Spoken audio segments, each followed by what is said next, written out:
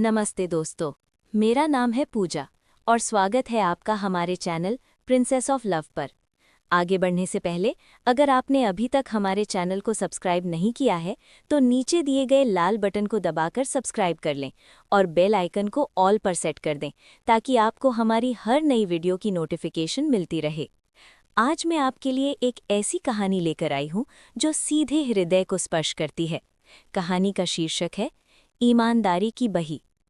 चौबे जी police विभाग में कार्यरत एक ऐसे सज्जन थे जिनकी पहचान उनकी सच्चाई, स्पष्टवादिता और ईमानदारी से होती थी। वे जब भी हमारी दुकान से कपड़ा उधार लेते, समय से पहले ही पूरे रुपए चुका देते।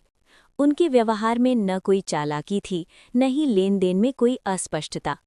एक बार वे फिर कपड़ा उधार लेकर अपने गांव चले गए। उन्हें क्या पता था कि ये उनकी जीवन यात्रा का अंतिम पड़ाव होगा।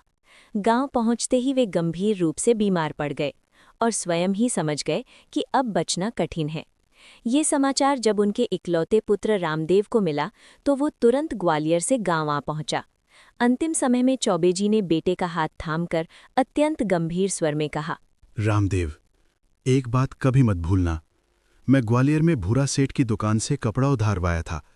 मेरे जाने के बाद उनके पूरे रुपए जरूर चुका देना। कुछ ही दिनों बाद चौबे जी की जीवन लीला समाप्त हो गई। रामदेव को अपनी सर्विस ज्वाइन करनी थी, इसलिए वो ग्वालियर लौट आया। इधर जब हमें चौबे जी के स्वर्गवास का समाचार मिला तो मन बहुत भारी हो गया। हमने सोचा, चौबे जी तो बड़े सच्चे और ईमानदार थे। अगर उनके खाते में हमारे रुपए बाकी हैं तो भगवान की बही में भी जरूर बाकी निकल रही होगी। कहीं उन्हें इसका दंड न मिल जाए। बस यही सोचकर हमने अपनी जेब से पैसे निकाले, दुकान के गल्ले में रखे और खाते में जमा कर दिए।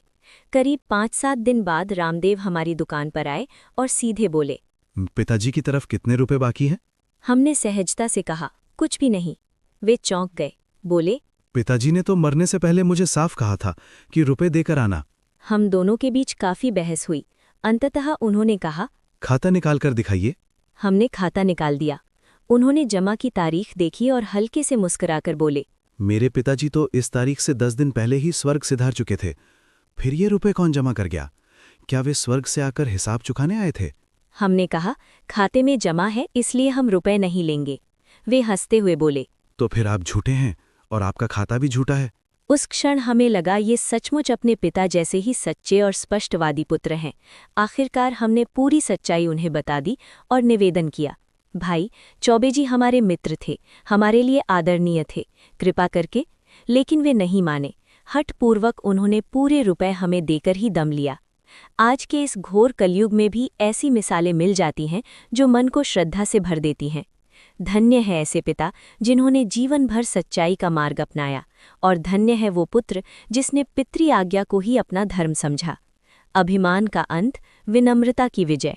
तो दोस्तों, अगर आपको ये कहानी पसंद आई हो तो चैनल को लाइक, शेयर और सब्सक्राइब ज़रूर करें।